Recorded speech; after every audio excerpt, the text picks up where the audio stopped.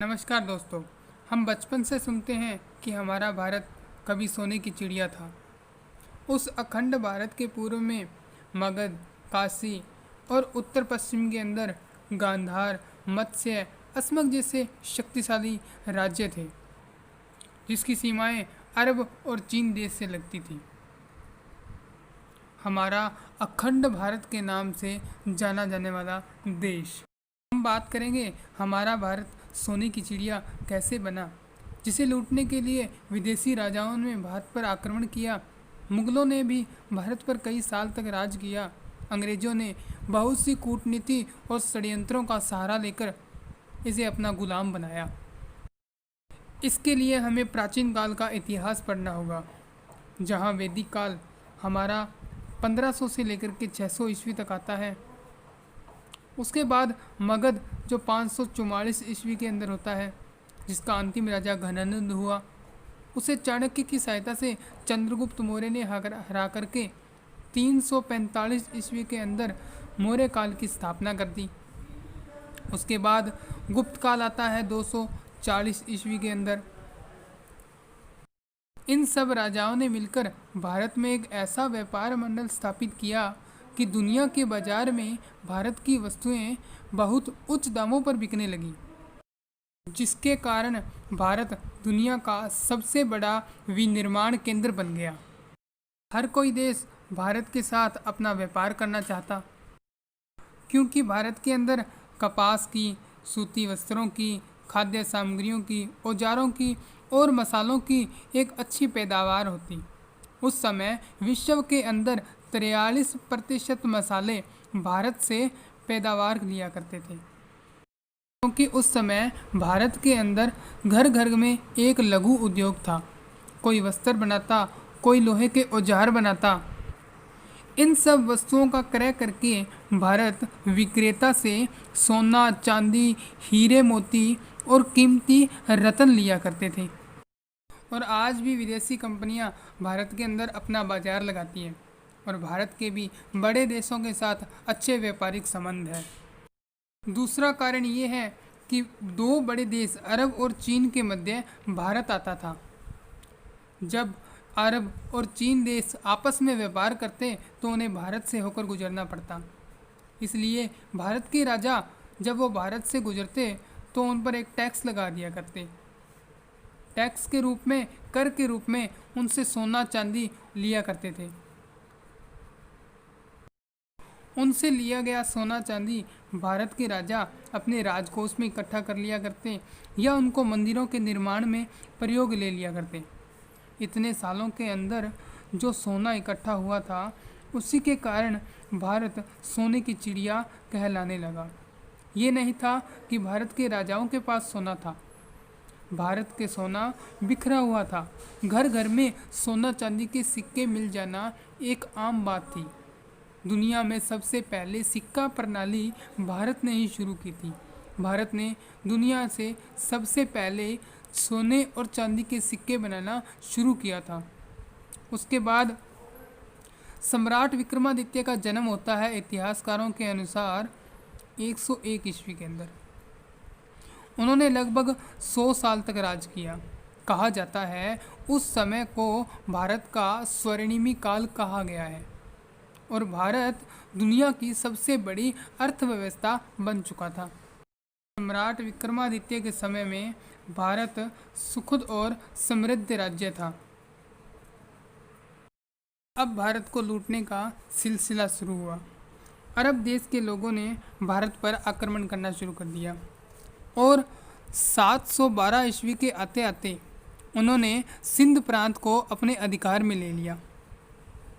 अरब देश के राजाओं ने सिंध प्रदेश को अपना बना लिया और सिंध प्रदेश के अंदर अफगानिस्तान के पास एक राज्य था गजनी। गजनी पर राज करने वाला महमूद गजनवी था।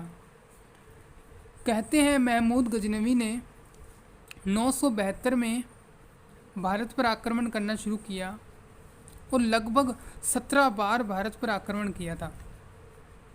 महमूद गजनवी ने नवंबर 1001 के अंदर पेशावर के युद्ध में राजा जयपाल को हराया था और उसने यहाँ राजा जयपाल के 4 लाख सोने के सिक्कों की लूट की थी। कहा जाता है उनमें एक एक सिक्के का वजन 120 ग्राम था और आज के समय अनुसार उस सिक्के का जो रेट है वो 4 लाख, करीब करीब 4 लाख रुपए माना जाता है। इतना ही नहीं, उसने राजा जयपाल और उसके लड़कों को बंदी बना लिया। उसके बाद उन्हें छोड़ने के लिए भी उसने 4.5 लाख सोने के सिक्के मांगे। कहा जाता है 1 अरब की लूट उसने यहाँ राजा जयपाल की थी और उस समय राजा जयपाल जैसे भारत में बहुत से धनी राजा थे। चलो यहाँ तक तो ठीक है। फिर उसने सोमनाथ मंदिर को लूटा। सोमनाथ मंदिर में उसने आज के अनुसार 45 करोड़ की लूट की थी। जब मोहम्मद गजनवी एक बार में इतनी लूट कर कर लेकर जा सकता है तो सोचो 17 बार आक्रमण करते समय उसने जो लूटा होगा, उसके बाद भारत में क्या छोड़ा। इनका एक ही मकसद था, भारत में आना, इस्लाम धर्म का प्रचार प्रसार करना और लूटपाट करके चले जाना। इन्होंने कभी भारत पर राज नहीं किया। अब यहाँ देखो, यहाँ 2 राज्य हैं, गजनी और गोरी। पहले तो गोरी गजनी के अधीन था। महमूद गजनवी के मरने के बाद मोहम्मद गोरी ने गजनी को अपने अधीन में ले लिया। अब गोरी एक स्वतंत्र राज्य बन गया और यहाँ मोहम्मद गोरी ने भारत पर 15 बार आक्रमण किया। कई किताबों में 15 बार है, कईयों में 21 बार लिखा हुआ है।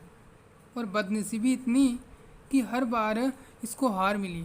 इसने एक ही युद्ध जीता था 1192 के अंदर, पृथ्वीराज चौहान को हराया था सेकंड पानीपत के द्वितीय युद्ध में। यहाँ लूटपाट हो गई। अरब देश ने सिंध प्रदेश को अपने अधिकार में ले लिया और गजनवी ने पूरे भारत को लूट लिया। अब चलते हैं आगे। यहाँ आता है मुगल काल। 1526 के अंदर बाबर आया था जिसने मुगल काल की स्थापना की। उससे पहले लोधी वंश, खिलजी वंश और गुलाम वंश हुए। तो इतनी लूटपाट होने के बाद ऊपर 1526 के अंदर यहाँ अभी भी भारत की जो आय थी वो दुनिया में सबसे बड़ी थी। भारत के अंदर उस समय 17.5 मिलियन पाउंड यानी करीब करीब 15 अरब और 68 करोड़ रुपए इतनी आय थी 1526 के अंदर। अब यहाँ तक तो ठीक है कि हमें पड़ोसियों ने लूटा।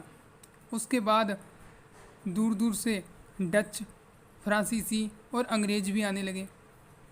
1600 ईस्वी के अंदर भारत की आय ब्रिटेन की आय से अधिक थी।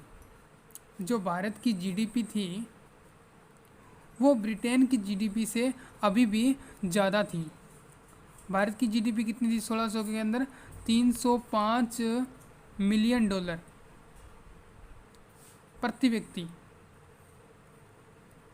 ठीक है। ब्रिटेन की थी 1137 डॉलर, अमेरिका की थी 897 डॉलर, चीन की थी 940 डॉलर। अब चलते हैं आगे। 1600 के आते आते हमारा भारत का नक्शा कुछ इस प्रकार का बन गया। 1700 के अंदर जहांगीर ने एक मयूर सिंहासन बनाया जिसे तख्ते ताउज के नाम से भी जाना जाता है। उस मयूर सिंहासन के अंदर लगने वाला सोना इतिहासकार कहते हैं कि 1000 किलो था और बहुत से बेशकीमती पत्थर, हीरे मोती। दूसरी खास बात, एक अनमोल रत्न जिसे कोहिनूर कहा है, कोहिनूर हीरा इस मयूर सिंहासन पर लगे होने के कारण इसकी कीमत और भी ज़्यादा बढ़ जाती है। कोहिनूर हीरा दक्षिण भारत के गोलकुंडा के खदानों में काकतीय राजवंश को मिला है। उसका जो जिसकी कीमत 1 अरब डॉलर आकी जाती है। कहा जाता था कि मयूर सिंहासन की इतनी कीमत थी जिससे 2 ताजमहल का निर्माण किया जा सकता था। उस समय जहांगीर के समय अंग्रेज भारत पर व्यापार करने के लिए आए और उन्होंने अपनी पहली फैक्ट्री सूरत के अंदर बसाई। उन्होंने यहाँ के राजाओं को आपस में लड़ते झगड़ते देखकर यहाँ पर राज करना शुरू कर दिया। धीरे धीरे अपने भारत को गुलाम बना लिया और उसके बाद 1700 में भारत पर फारसी शासक नादिर शाह आक्रमण कर देता है। वह मयूर सिंहासन को लूट कर ले जाता है। अंग्रेज़ों का राज होने के कारण कोहिनूर हीरा तो ब्रिटेन की महारानी के सर का ताज बना हुआ है। आज यह ब्रिटेन की महारानी के सर की शोभा बढ़ाता है। आपसी फूट के कारण अंग्रेज़ों ने भारत को अपना गुलाम बना लिया और इसे लूटना शुरू किया। भारत पर जितनी भी पैदावार होती उसे ब्रिटेन के बाज़ारों में ले जाकर बेच दिया जाता। 1500 ईस्वी के पूर्व के अंदर जो भारत की आय थी वो 24.5% थी दुनिया में। जब अंग्रेज भारत छोड़ कर के गए तो उसी आय को उन्होंने 2.3% कर दिया। भारत में नील और अफीम जैसी खेती किया करते थे। अफीम को खरीद करके चीन बेच दिया करते। चीन से चाय खरीदी और इंग्लैंड के बाज़ारों में उसे बेचने के लिए भेजा जाता। नील सीधा ब्रिटेन के बाज़ारों में बेचने के लिए भेज दिया जाता। ये नील और अफीम एक ऐसी खेती है जिसे करने के बाद भूमि 2-3 सालों के लिए बंजर हो जाती है। भारत के लोगों पर अत्याचार करना शुरू कर दिया।